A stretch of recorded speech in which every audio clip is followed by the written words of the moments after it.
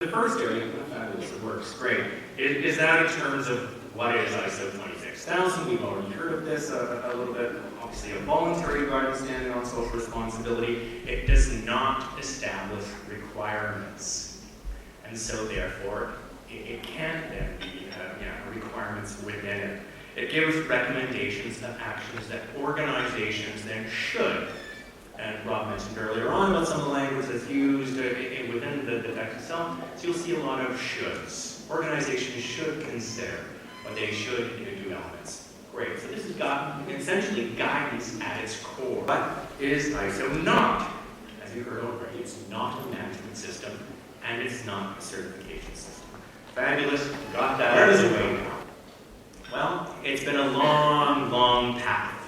In fact, going back over 10 years, some people have talked about it since 2005, but actually you can trace its origins back to 2001 with elements coming from a consumer POCO element turning to a feasibility, and has then been at different meetings throughout the world from Brazil, Portugal, Thailand, Chile, Australia, Canada, and Denmark, just to mention a few of where this has stopped on that path in order to get where we are today.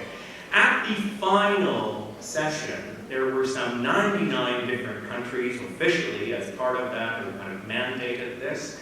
Some 42 participating organizations, many of those same organizations you'll be very familiar with, including ILO, OECD, a number of social and civil society groups who were part of that, Social Accountability International, as well as the Global Reporting Initiative and the UN Global Compact. And addressed 450 experts or nominated experts, making this the largest multi-stakeholder process on social responsibility and sustainability that the world has ever seen. Now this is where I'm going to challenge Rob a little, because this is where you get the cynics coming up. Fabulous, social responsibility standard, we really needed this. What's ISO have to do with social responsibility? You know, but we heard earlier on, ISO is about nuts and bolts, about technical specifications really around standards, and certainly that was the opinion of many at the start of this process, where in terms of what does ISO have to offer. But ISO is really in a very unique position. It's recognized by the United Nations as a body of reach. It's in a position also to establish these universally accepted standards because of its delivery mechanism that it already has established with other elements that Bob already spoke about this morning. So it had the delivery channel, and so then it can go and grab the expert content from outside of that. And so that's really, in terms of answering the question why ISO, is that they have the platform on which to deliver that. 156 country members certainly makes it very useful if you were going to start this as an international standard. Who does ISO apply to? Well, who is this person pointing at? Basically all of you in the room, belonging to whether it be government agencies, private sector organizations, charities, labor groups, what have you. And this goes a long way to explain the missing C in CSR and why it wasn't not only for uniquely for organizations. It doesn't apply, and there's some guidance particularly in that we've heard a little bit about in terms of governments and how they're going to. It doesn't apply to governments in their role as a state. However, it can apply to governments in their role as agencies, departments, ministries, however. So again, you can interpret it in that role. It's very inclusive, the you that he's pointing at, and so therefore that gives us credit. The purpose of the standard really falls within what I would position as the 3 C's. The first C is that of coherence. It improves the awareness of social responsibility. I mean, what are we actually talking about when we're talking about social responsibility? Brings together principles, concepts, and approaches in existing norms and standards. As Rob said, wouldn't it be cool if we could get this kind of a grabbing from different organizations and different standards that existed? This is really seeks to do that in terms of that coherence of those existing standards that already exist out there and bringing it inward. The second C is that of coverage.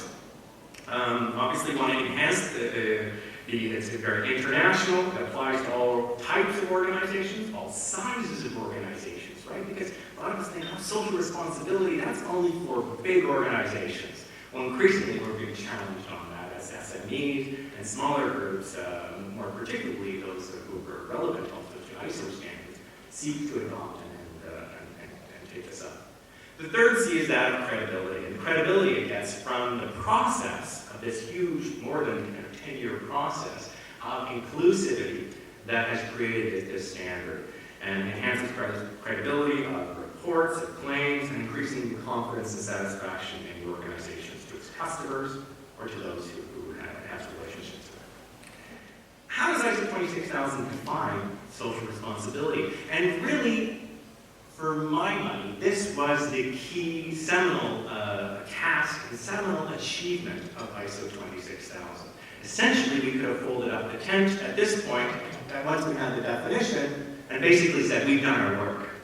Because this is probably the most important element of it, and certainly this has been important in terms of what we had a question earlier, kind of like, well, it's just philanthropy and everything else. Because now we have internationally agreed upon terms and technical terminology of what social responsibility is. I won't spend too much time on here because I think you might be a little familiar with it, and certainly if you're not, you will be by the end of day 2 tomorrow, because I think probably a number of people will be speaking on this. But essentially the connection with sustainable development that someone mentioned earlier, the element of ethics is at the core. Really interesting. So we're talking about international ethics, societal norms around what we think is an ethical organization. Who's at the table? And this is very important because of how it was, the methodology of how it was developed.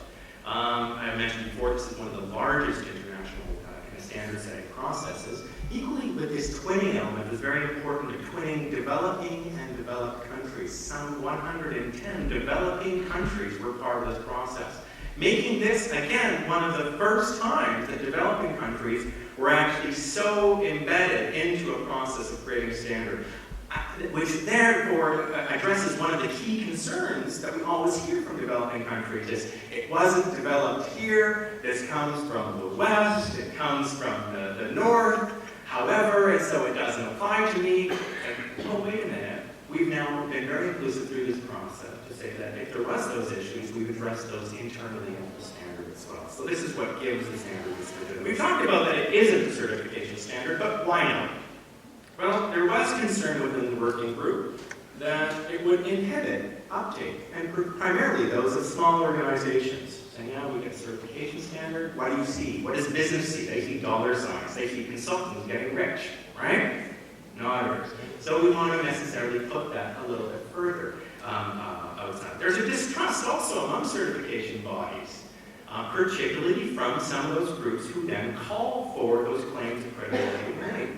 So labor NGOs in particular have a distrust of the current certification business that exists. Industry, certainly there was a feeling among industry of some fatigue with dealing with some certification kind of standards, yet another one that would be put together with all the others. And really this was a compromise in order to move forward. This is a compromise put forward by business, labor, NGOs, civil society, and government as well, saying, okay, we can put that aside, we can have that discussion another day. But why not a management system standard, right? We said that it's not a management system, but why not? Well, this one again has that focus on substance and not on process. Usually management system standards are those where kind of A, B, and C, and you'll come up with D. The focus is really on what's D and how do we get there. And as a foundation element or guidance standard, it's actually really important for a number of organizations because we don't want to ruin the innovation towards what's going to come out of D. We don't know the answers yet. How do we get the best social responsibility? Is that A, B, and C equal that outcome? Or is it X, Y, and Z? So still we're in a learning phase here, and I think that's a key part of why is the management system currently. There's also concerns by different stakeholder groups, again, particularly labor and NGOs, that the management system doesn't really produce those results because it's focused on the process. And other groups, other businesses saying, look, we already have a management system standard environment. Maybe we're using Sigma systems, management systems. Why can't we embed that within our existing management systems? By creating a separate kind of silo for it, we may be then for just kind of putting it to the side and not actually making it part of the organization. So what does ISO 26000 cover? I think we've seen a little bit about this morning, but essentially this is on the principles. And don't forget the principles, because in any standard, we seem to overlook the principles, but the principles are really the core. They have to all reflect back on those principles. From the principles, we move to what the core subjects are. We're answering the what should be in this? And then from that, there's the operationalization element, or the how-to, you will. The how-to gives a great deal of kind of tools and elements, but not necessarily prescriptions. So the core subjects here, they cover the most likely economic, environmental, and social impacts that should be addressed by organizations. Now, there was a talk earlier, I think Sufyan brought it up earlier about how you can choose and element. Now, there was a deliberate attempt by the working group to avoid this, what was called cherry picking, of not just picking the good things and leaving the bad. So while there are no requirements, there was an element that, a recognition that all core subjects, but not all issues, have some relevance for organizations. And the standard says that you have to develop elements that are relevant. So we could therefore say that if your organization isn't addressing at least all of these areas in some capacity, then you're not really meeting the true spirit of it. And that's the closest thing we have to a requirement. Really, it's a requirement by the back door. But that's after a careful reading of the standards. So that you have to address those core subjects. That's the nature and extent of the impacts on the relation have to be considered. The scope and the scale of the operations will be considered, and the extent of its controls and influences over the specific matters. If you're a bank, for example, you're not just talking about your operationalization of what, you don't necessarily have smokestacks, but maybe the projects that you fund are going to be part of that element too. So this is the question I get all the time. It's like, fabulous, great, but really no compliance element, everything else, why should I care? This has no teeth, right? So you might be asking yourself that same thing as well. It's like, well, great, but if I can't lose my job over this, then who cares, right? If no one really wants this thing, who cares? And you're true, but here the important thing is what's important is that the power of the ISO brand, very impressive delivery channel. It has international recognition and acceptance through this process that it's been through, so it captures those societal expectations. It's a way of understanding what stakeholders want at a very very high level, without actually going up to all our individual stakeholders. It establishes those expectations and a baseline performance in the marketplace among investors, among consumers, and it tells us it gives it at that level what's important.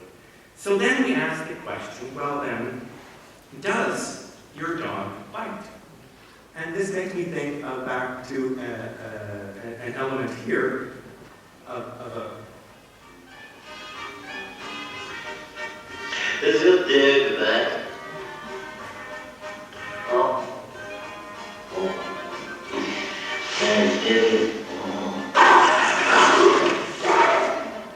I thought you said your dog did not bite. That is not my dog. And indeed, ISO 26000 as a dog does not bite, but the market may. And so it now turns into a market mechanism in which the market may bite you, and this is where it's going to get its power in that area. The other thing is how you judge an organization unless you can have a conformity. Here we're going to have to rely upon stakeholder accountability and reporting mechanisms that already exist in the marketplace. So it falls back to the reporting that we may see within, for example, the Global Reporting Initiative. We may see other elements within that and asking to communicate to stakeholders.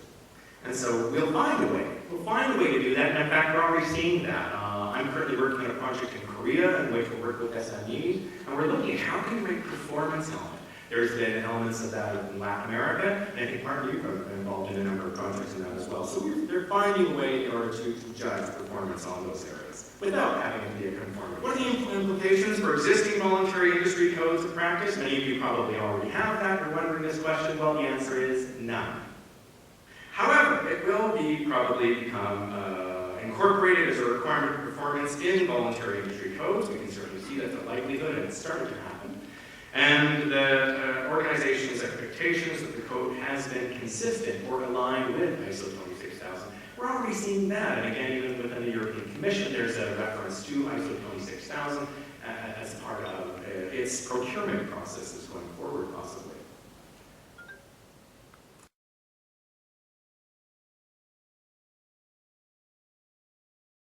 Where does ISO 26000 fit in with other existing standards out there? So in terms of any interesting surprises, possibly. This is the law of unintended consequences, perhaps, or perhaps there was another number of organizations, certainly within the working group, who came there essentially to make sure that business was going to do its role. And let's remember that this was a social responsibility standard for all organizations. So the interesting surprises may actually be the impact within nonprofit organizations, within civil society groups, within government. When we start looking at that, it's like, when we start holding the mirror up to these same groups, they will have to also meet those same requirements and standards. Here's a question that was asked already in terms of could the standard use as barrier for trade companies. This was certainly raised by some country delegations, but really I think it's more fear than fact. One of the missions of ISO, and Rob can probably speak much more eloquently than I can to that, but the purpose of it is to promote trade. And certainly we haven't seen this with any of the other standards, whether it's 14,000, 9,000, hasn't been an element. Will we see this in contracts? That takes us to the final thing. What does ISO 26000 mean to me in practical terms? When we've answered and done this in terms of how we would adopt, well, I'm starting to see in the work that I do, and I'll give you an example here with a Canadian organization. It was an insurance company who, when they would put together their procurement for new elements, for new IT services, they had the usual, quality, customers, so like the service that we're going to expect, and the cost still enters into it. And they had this little kind of throwaway at the end of the standard, of their standard kind of form here, which asks the question simply, what is your organization doing in social responsibility or / sustainability? Their usual supplier in that area, because it just came up for renewal, looked at that and said, oh, we're not doing. We know we have the best price, we have the best product, we have a relationship with this organization that's ongoing, whatever. That was based maybe, I think it might have been less 5%, you're testing me exactly in terms of what the total element. Well, the two finalists for that contract came down to the last question, and they were equally matched. Well, the new element actually answered a question in terms of what we were doing in that area, what social responsibility on the contract, and they ended up winning that $1 million contract. For them, social responsibility made absolute sense, and made absolute sense because they're reporting on it. And you can bet yourself that the company that lost that contract is now looking again to seeing what social responsibility means, not in terms of that we're sponsoring my kid's soccer team, but social responsibility as it's defined by ISO 26000. And I think that's what we're going to see in the future. We'll see that in the procurement system, and I think that's what's going to be a driver, and I think that's what's going to be important for us to take on going forward. Thank you very much for your time.